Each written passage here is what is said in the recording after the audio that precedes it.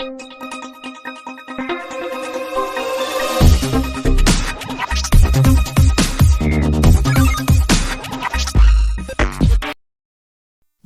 दोस्तों, आप सबका फिर से स्वागत है एक और रोमांचक और मज़ेदार कहानी में। पिछली बार हमने जाना कि राम ने शिव धनुष को तोड़कर जनक की प्रतिज्ञा पूर्ण की। राजा जनक ने सीता का विवाह राम से करने का संदेश अयोध्या भेजा। दशरथ बारात लेकर मिथिला पहुँचे। जनक ने उनका स्वागत किया और विवाह की तैयारियां हुईं। अब आइए जानते हैं आगे की कहानी। विवाह। महाराज जनक के कनिष्ठ भ्राता कुशध्वज सांकाश्यपुरी में रहकर राज्य का प्रबंध किया करते थे। सीता के विवाह का समाचार पाकर महाराज वे भी सांकाश्यपुरी से मिथिला आ गए। अपने अग्रज महाराज जनक तथा गुरु शतानंद जी को प्रणाम करने के पश्चात वे बोले, हे भ्राता, अयोध्यापति पधार चुके हैं, इसलिए अब विवाह संबंधी कार्यों का शुभारंभ कर देना चाहिए। इस पर जनक जी ने शतानंद जी से कहा, हे गुरुवर, भाई कुशध्वज के कहने के अनुसार हमें शुभ रीतियों और विधि विधानों के अनुसार कार्य प्रारंभ करना चाहिए। अतः आप शीघ्र जाकर अयोध्यापति महाराज दशरथ को राजकुमारों सहित आदर पूर्वक यहाँ लिवा लाइए। शतानंद जी जनवासे में महाराज दशरथ के पास पहुँचे और उनसे आदर पूर्वक बोले, महाराजाधिराज मिथिला नरेश महाराज जनक अपने कनिष्ठ भ्राता कुशध्वज परिजनों एवं समस्त मंत्रियों के साथ आपके दर्शनों के लिए उत्सुक हैं और अपने दरबार में आपकी प्रतीक्षा कर रहे हैं। इसलिए आप अपने मंत्रियों सहित पधारकर उन्हें कृतार्थ कीजिए। राजा जनक का संदेश पाकर राजा दशरथ गुरु वशिष्ठ मंत्रियों एवं राजकुमारों के साथ वहां पहुंचे, जहां राजा जनक उनकी प्रतीक्षा कर रहे थे। मिथिलापति ने खड़ीरिए होकर उन सबका स्वागत किया और उन्हें बैठने के लिए यथोचित स्थान प्रदान किया। जब सब अपने अपने स्थानों पर विराजमान हो गए तो इक्ष्वाकु वंश के गुरु वशिष्ठ जी ने राजकुमारों का गोत्र पढ़ना प्रारंभ किया, जो इस प्रकार था। आदि रूप स्वयंभू ब्रह्मा जी से मरीचि का जन्म हुआ। मरीचि के पुत्र कश्यप हुए। कश्यप के विवस्वान और विवस्वान के वैवस्वत मनु हुए। वैवस्वत मनु के पुत्र इक्ष्वाकु हुए। इक्ष्वाकु ने अयोध्या को अपनी राजधानी बनाया और इस प्रकार इक्ष्वाकु कुल की स्थापना की। इक्ष्वाकु के पुत्र कुक्षी हुए। कुक्षी के पुत्र का नाम विकुक्षी था। विकुक्षी के पुत्र बाण और बाण के पुत्र अनरण्य हुए। अनरण्य से पृथु और पृथु से त्रिशंकु का जन्म हुआ। त्रिशंकु के पुत्र धुंधुमार हुए।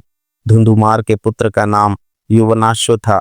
युवनाश्व के पुत्र मांधाता हुए और मांधाता से सुसंधि का जन्म हुआ। सुसंधि के दो पुत्र हुए, ध्रुवसंधि एवं प्रसेनजित। ध्रुवसंधि के पुत्र भरत हुए। भरत के पुत्र असित हुए और असित के पुत्र सगर हुए। सगर के पुत्र का नाम असमंज था। असमंज के पुत्र अंशुमान तथा अंशुमान के पुत्र दिलीप हुए। दिलीप के पुत्र भगीरथ हुए। इन्हीं भगीरथ ने अपनी तपोबल से गंगा को पृथ्वी पर लाया। भगीरथ के पुत्र ककुतस्थ और ककुतस्थ के पुत्र रघु हुए। रघु के अत्यंत तेजस्वी और पराक्रमी नरेश होने के कारण उनके बाद इस वंश का नाम रघुवंश हो गया। रघु के पुत्र प्रवृद्ध हुए, जो एक शाप के कारण राक्षस हो गए थे। इनका दूसरा नाम कलमाशपाद था। प्रवृद्ध के पुत्र शंखन और शंखन के पुत्र सुदर्शन हुए। सुदर्शन के पुत्र का नाम अग्निवर्ण था। अग्निवर्ण के पुत्र शीघ्रग और शीघ्रग के पुत्र मरु हुए। मरु के पुत्र प्रशुश्रुक और प्रशुश्रुक के पुत्र अम्बरीश हुए। अम्बरीश के पुत्र का नाम नहुष था। नहुष के पुत्र ययाति और ययाति के पुत्र नाभाग हुए। नाभाग के पुत्र का नाम अज्ज था। अज्ज के पुत्र दशरथ हुए और दशरथ के ये चार पुत्र रामचंद्र, भरत, लक्ष्मण तथा शत्रुघ्न हैं।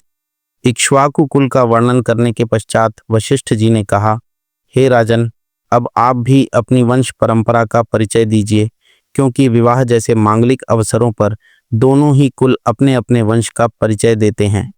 महाराज जनक बोले, महर्षि, आपने सर्वथा उचित बात कही है। अब मैं भी अपने कुल का परिचय देता हूँ। प्राचीन काल में निमि नामक एक धर्मात्मा राजा थे। उनके मिथि नामक पुत्र हुआ, जिन्होंने मिथिला बसाई। मिथि के पुत्र का नाम जनक था। उन्हीं के नाम पर मिथिला के राजा लोग जनक कहलाते हैं। जनक के पुत्र उदावसु और उदावसु के पुत्र नंदिवर्धन हुए। नंदीवर्धन के पुत्र का नाम शूरवीर था। शूरवीर के पुत्र सुकेतु और सुकेतु के पुत्र देवरात हुए। देवरात के पुत्र का नाम बृहद्रथ था। बृहद्रथ के पुत्र महावीर और महावीर के पुत्र सुधृति हुए। सुधृति के पुत्र का नाम धृष्टकेतु था। धृष्टकेतु के पुत्र हर्यश्व और हर्यश्व के पुत्र मरु हुए। मरु के यहाँ प्रतीनधक की उत्पत्ति हुई। प्रतीनधक के पुत्र कीर्तिरथ, कीर्तिरथ के पुत्र देवमीर, देवमीर के पुत्र विबुध और विबुध के पुत्र महींद्रक हुए। महींद्रक के पुत्र का नाम कीर्तिरथ था। कीर्तिरथ के पुत्र महारोमा, महारोमा के पुत्र स्वर्णरोमा और स्वर्णरोमा के पुत्र हृस्वरोमा हुए। हृस्वरोमा के 2 पुत्र हुए, उनमें से बद्दा मैं हूँ और मुझसे छोटा कुशध्वज है। हम दोनों भाई इसी प्रदेश में रहकर राजकाज संभालते थे। कुछ काल पहले सांकाश्य के पराक्रमी राजा सुधन्वा ने मिथिला पर आक्रमण कर दिया। वह चाहता था कि मैं सीता का विवाह उसके साथ कर दूं। मैंने उसकी मांग पूरी नहीं की, इसलिए उसके साथ मेरा युद्ध हुआ, जिसमें सुधन्वा मेरे हाथ से मारा गया। तब से मेरा कनिष्ठ भ्राता कुशध्वज सांकाश्य पर शासन करता है और मैं मिथिला पर। मैं अपनी बद्दी पुत्री सीता का विवाह राजकुमार रामचंद्र के साथ और छोटी पुत्री उर्मिला का विवाह उनके कनिष्ठ भ्राता लक्ष्मण के साथ करना चाहता हूँ। मैं 3 बार इस बात को दोहराकर अपनी दोनों कन्याएं आपको वधुओं के रूप में समर्पित करता हूँ। फिर वे राजा दशरथ से कहने लगे, हे नृपश्रेष्ठ, अब आप इनसे गौ दान कराकर नांदीमुख श्राद्ध का कार्य संपन्न कीजिए।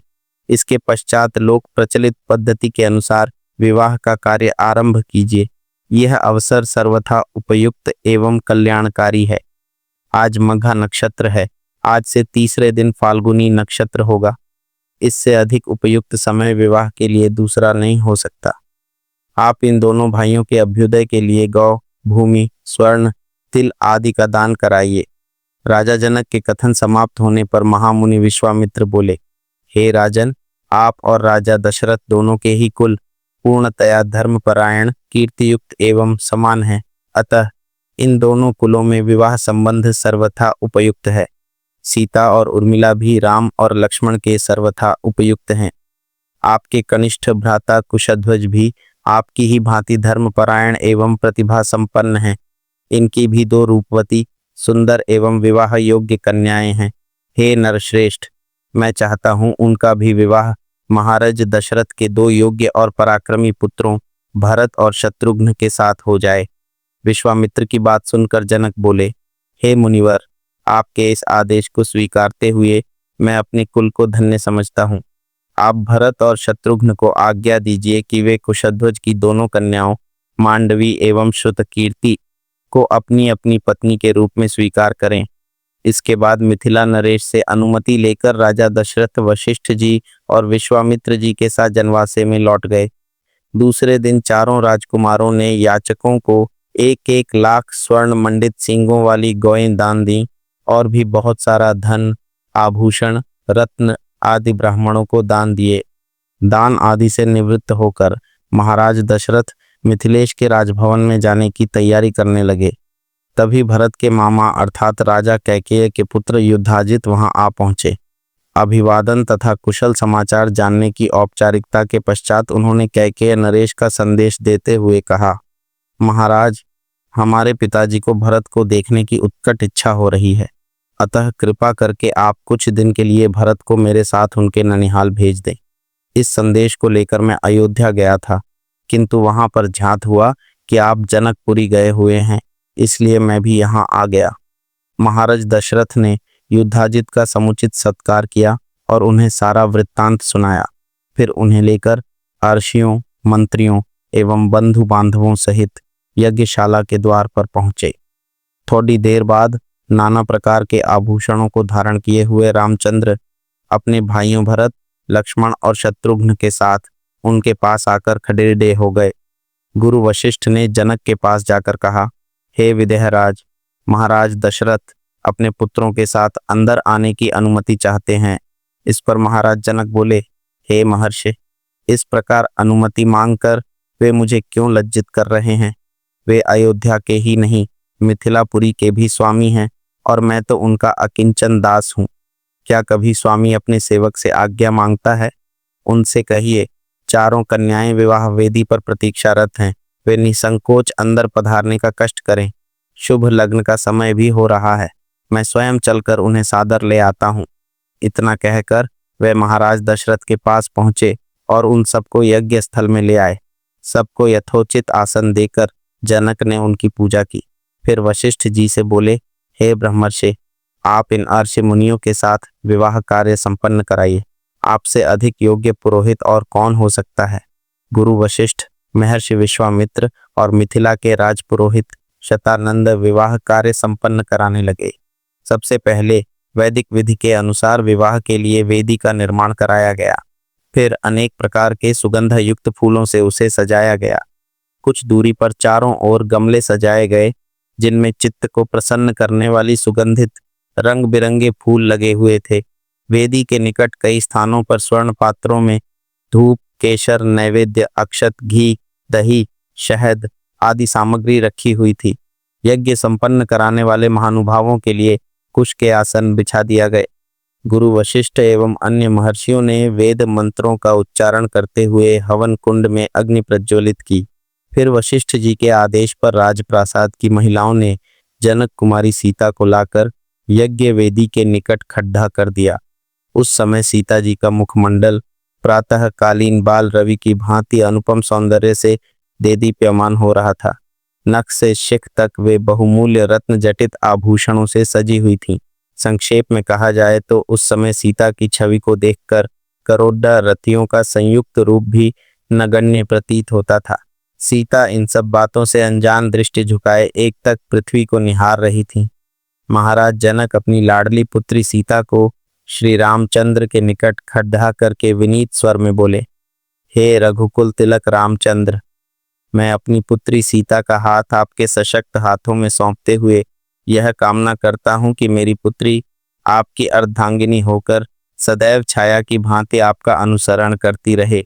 अतः हे कौशल्या कुमार, इसे आप अपनी पत्नी के रूप में स्वीकार कीजिए। आज से यह आपके सुख दुख की संगिनी हुई। यह कहकर राजा जनक ने अंजलि में संकल्प के लिए लिया हुआ जल वेद मंत्रों से पवित्र करके हृदय की संपूर्ण भावनाओं के साथ छोड़ दिया। महिलाएं मंगल गान करने लगीं। मृदंग, दुंदुभी तथा नाना प्रकार के वाद्य यंत्रों का सुमधुर स्वर चारों ओर गूंजकर इस हर्षपूर्ण घटना की सूचना देने लगा। राम और सीता के विवाह के संपन्न हो जाने के पश्चात लक्ष्मण, भरत और शत्रुघ्न का विवाह उर्मिला, मांडवी और श्रुतकीर्ति के साथ वैदिक विधि विधान से संपन्न कराया गया। राजा जनक अपने नेत्रों में स्नेहपूर्ण अश्रु भरकर बोले, हे अयोध्या के राजकुमारों, आप चारों भाई सूर्यकुल के गौरव, पराक्रमी, धर्मपरायण, तेजस्वी, सौम्य, विद्वान एवं सदाचार के गुणों से मंडित हैं। जनकपुरी के इस राजकुल की हार्दिक कामना है कि उसकी ये चारों कन्याएं गुण, कर्म, स्वभाव से आपके अनुकूल बनकर सब प्रकार से आपकी सुयोग्य अर्धांगिनियां सिद्ध हों। इसके पश्चात वशिष्ठ जी की आज्ञा से चारों राजकुमारों ने अपने अपनी नवविवाहित पत्नियों के साथ अग्नि की प्रदक्षिणा की। विवाह संपन्न होने के पश्चात महाराज दशरथ समस्त मंत्रियों, ऋषि मुनियों और सपत्नीक राजकुमारों के साथ अपने ठहरने के स्थान पर चले गए। जनकपुरी में रात्रि विश्राम करके प्रातःकाल मुनि विश्वामित्र विदा लेकर उत्तराखंड की ओर चले गए। महाराज जनक ने दहेज के रूप में असंख्य दास दासियां, हाथी, घोड़े, गौए, रत्न जटित आभूषण, वस्त्र, बर्तन आदि नाना प्रकार की वस्तुएं देकर अयोध्यापति दशरथ को विदा किया और उन्हें पहुंचाने के लिए नगर के द्वार तक आए। वे हाथ जोड़कर बड़ी नम्रता के साथ बोले, हे राजन, मुझे सब प्रकार से अपना दास समझकर मुझ पर कृपा बनाए रखिए। मैं एक बार फिर आभार पूर्वक कहना चाहता हूँ कि आपने मेरे कुल के साथ संबंध स्थापित करके मुझे गौरवान्वित किया है। मेरी कन्याएं आपकी आज्ञाकारिणी एवं दोनों कुलों का गौरव बढ़ाने वाली हों, यही मेरी मनोकामना है। फिर उन्होंने तथा कुशध्वज ने अश्रुपूर्ण नेत्रों से चारों कन्याओं को आशीर्वाद देते हुए विदा किया। दोस्तों, अगर आपको हमारी ऐसी रोमांचक और मज़ेदार कहानियाँ सुनना पसंद है तो हमारे चैनल को सब्सक्राइब ज़रूर करें ताकि आप एक भी कहानी मिस न करें। हर कहानी आपको एक नई दुनिया में ले जाएगी, जहां शौर्य, वीरता और रोमांच का संगम होगा। तो देर किस बात की, अभी सब्सक्राइब करें और हमारे साथ इस अद्भुत सफर का हिस्सा बनें।